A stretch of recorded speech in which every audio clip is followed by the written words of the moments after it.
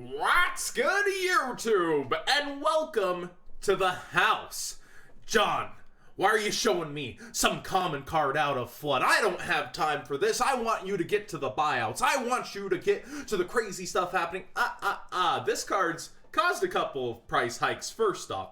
Second off, this is going to have an impact on the meta, whether you believe me or not, once Brandish / Sky Strikers are a thing in the TCG. So you're going to want to sit back here, consider the next couple of cards that have had price hikes, and read this. If this set card in its owner's control was sent to the graveyard, or banished, finally, they recognize Cosmic Cyclone's impact and do something about it in a card by your opponent's card effect. So this is completely reliant on your opponent, but so many decks do go for the back rows. True Dracos tributing their spells go for the back row, Trickster Light Stage, etc.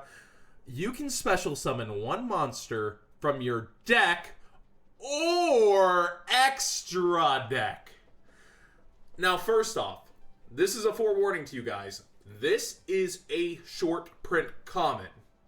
That means its price over time will go up. Do not give yours away out of bulk. Make sure to pick it out of bulk. Keep this card. Of course, it's $1 on eBay, which usually means they're the lesser cards overall. But there's actually only one listing before it goes higher. Other people recognize this and are waiting. There's only 33 listings for this so far. And, it does quickly actually head back up towards $1 over on TCG Player already. We've got one seller with just a couple each, so you'd have to find other cards that they have before you actually do have to pay $1 if you are getting yours now. A card out the gate being $1 common is scary a little bit, and this is something you will want to keep. So what's it caused to spike a little? Well, Last Warrior from Another Planet, we meet again. This card is, of course, an option-ish in GOAT format, but it's didn't really receive the price hikes through that. But now the lowest ultra rare on TCG Player Near Mint is $7.25. We go over here and we see the EN versions. I guess it wouldn't have EN, right? Perhaps. So let's actually check that out. We see the lowest ultra rare unlimited is $6.50 and DB Super light play / near mint. So not really. Let's check out DB real quick. Is almost non-existent. Of course, DB Supers tend to do that. But if we check out Last Warrior from Another Planet, I'm not sure if it's gone up yet or not over here in the DB department. I imagine it has. We see 12 listings. Near mint, almost $5. What's this guy do? He's a walking floodgate on legs. When this card is special summoned, destroy all monsters on your side of the field except this card. So it does recognize special summon and not just fusion summon for that effect. As long as this card remains face up on the field, both players cannot summon, including flip summon or special summon. And I believe it goes on to say, like, any monsters. So Last Warrior, pretty good walking floodgate card, 2350 attack, and it slows down the game so that you take control of the pace. But another really good card, and perhaps finally the best, Beast has been bought out, Parkion's bought out. One of the better ones that happened a little bit ago, but I wanted to wait to feature this card with it, is Naturia Exterio, the DT going from 5 towards 10. Over here on eBay, it's even more. So the buyout's kind of falling back down, but this card only restricts itself on its fusion summon. A fusion summon of this card can only be conducted with the above fusion material monsters, meaning that this card can indeed get you your Naturia Exterio to the field because it is special summoning it, and that summon is not treated as a fusion summon. So something else to remember is these monsters that are being brought out are not properly fusion summoned, thus you're not at risk of your opponent destroying them and monster reborning them, using them against you. Ain't that just sweet? And it's right.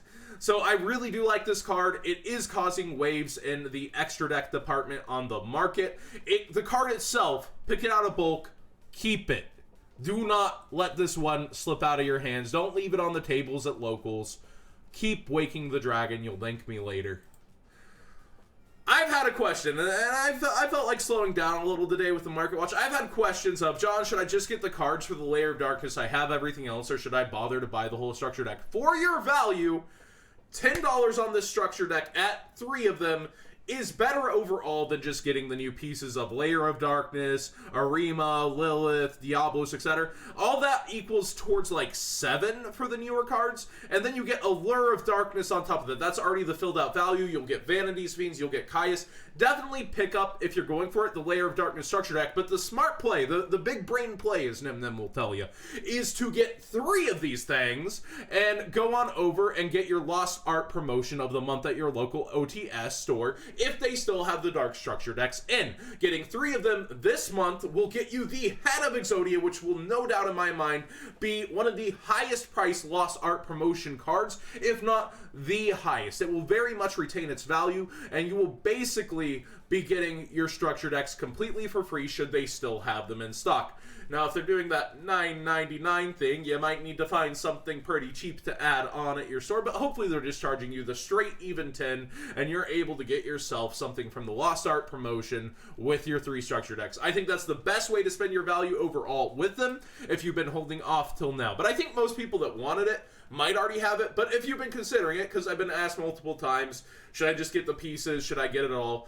Allure is super worth it, and then the rest of the cards, if you were getting them anyways, make the value there if you were trying to buy individually. So definitely do consider that. I know it seems like a lot of cheap commons on the side right now, but over time, some of these will rebound in price, like Vanity's Fiend. Some of them will eventually get there. So in my opinion, don't piece it up. Just get it all at once and get yourself an Exodia head as well.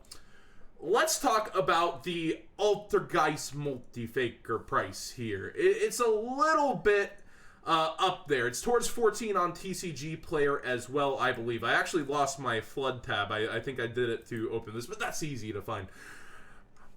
The best content, the highest quality content. It's not like you guys could do this yourself or anything and look through TCG Player. Multi-Faker sitting here at around $13.50, $14 after the mass release, and it might continue to go down a little. But I want to take an example of the past of a card I underestimated and should have given more credit in the secondary market. Spellbook of Knowledge, dropping it on you. This card I thought would stay at 12 to 13 and drop to 8.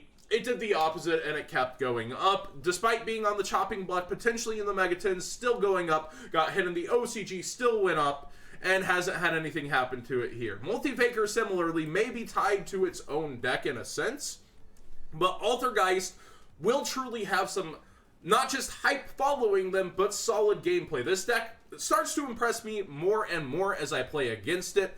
I did heavily underestimate this deck at first, and I see the value it's sitting at now somewhat stably, and I think to myself, this actually might be a little undervalued. So that's just something to take into consideration moving forward on underestimating ultra rares. That's why I like Isolde so much at its price point right now.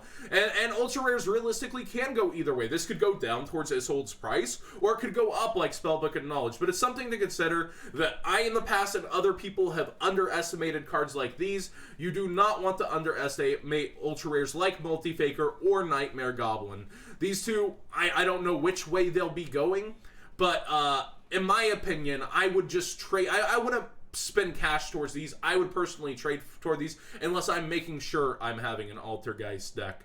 FLOD definitely has had interesting values. I think Yu-Gi-Oh! Singles is really good at calling stuff early, like Ghost Bell. And they were way off on impermanence. I told you guys I thought it was too high. But with Ghost Bell, they were pretty much spot on, as it seems to be falling towards $31-ish, which is what their pre-sale price was. I believe it was around 30 with my code originally, before they had to bump it up twice because they were selling out, and they still sold out. Some people might have overspent a little, but I think at the that 30-ish dollar mark, oh man, that was a deal. And but it's gonna realistically fall towards there, it's looking like, because you have that budget option available for a lot of duelists. Well, they're just gonna go by Call by the Grave, and they might even think it's a better card when there's merits to both, but having that budget of an option in the same set does hurt her value as a Ghost Grill. But if we're looking at FLOD, I want to talk about y'all's conspiracy theorists for a bit. I know you're out there. I know you're watching. John Moore's influencing the market, saying they're shorter prints, and they're not. Okay, guys, this information comes from a vendor who has sold out of multiple of the cards, and I told you not to buy their other card. I literally told you guys not to buy impermanents from them because they give me full control of my content. I said it was too high. I told you guys to fill your carts with other things. Then we take a look over here at Ghost Bell. It sold out on its own. We saw Corruptor. Before I even said these ratios, by these way, both these cards were sold out before I told you guys ratios. This was priced at 12 originally, which was insanity, and it's still under market price, even at 17, and then you get the 5% off. But, like, why would I be trying to push cards my sponsors are sold out of if I'm trying to push their cards after the fact and not before? I always wait till I get ratios from the USA and Europe now, and that's what I presented to you guys. So you conspiracy theorists out there, I'm giving the information given, and 50 cases is a pretty good ratio to assume these three overall are shorted. There will be exceptions to the rules, but why would I be pushing cards that my sponsors are sold out of? That's kind of weird. Now, talking about cards they're not sold out of and is a great deal, I think the Magical Muskets and the Weathery have finally bottomed out. I'm actually liking Weathery more and more. It's not going to go win a YCS or anything anytime soon, but it's definitely a fun deck to have and play with. And they've actually sold out of their deck cores with the Weatheries on here, but the Magical Muskets over here, I think it's about at the bottom out price. I don't think it can go much lower for a set, because if we come over to TCG Player, we see Caspars at 11s. What could they realistically go towards? 10s. Starfire's near 8s. So that value alone, let's say that's 20, and that's 8s. That's 36. You get for 2 each. That's 36 for 2 each. You get that right here in the deck core. Unfortunately, it's not 3 each. You'll need to get 1 more of each. I really wish they would update that over here. But with my discount code, that's $36 right there. So if you've been thinking about this deck for a while, you might have 1 Caspar already or a Starfire. You're almost, thinking about the deck because you got a few pieces in the binder. This is basically the entire deck core with all the extras and fixins that you don't have to go out and pick up.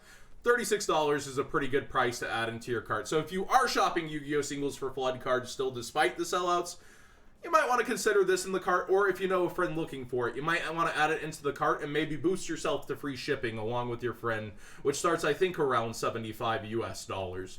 But the Weatheries, the Snow, is down. There's one at 7 on eBay, and then it jumps to 9. She's been sitting around the $8 mark for a while. If you can trade for them for 8s in person, I do highly suggest actually getting the deck to play for fun. It's really fun mechanics. It teaches you new things about zones in the game, and it might be a mechanic they implement later with other decks with that. You have the back row, it goes in the T. I'm a fan. This is not like, hey guys, buy this out. I'm just a fan of this. So it's something to consider. But if you're getting muskets, go over here. We're just looking at Spirit Warriors, and the price, it has to be around the bottom out price. How much lower can everything realistically, besides Fuma, which keeps rising, realistically get? The 6 Samurais probably have the most long-term potential price-wise, but I feel like these are bottomed out, especially these 3 being the shorter print cards in this set. So, thanks for watching. Hopefully you enjoyed today's market watch and a little bit of a twist on it compared to normal, giving some advice and answered questions while also showing you guys the rising in prices that have happened from Waking the Dragon and some opinions on FLOD. I took a little bit of a different twist. Let me know what you guys think about that.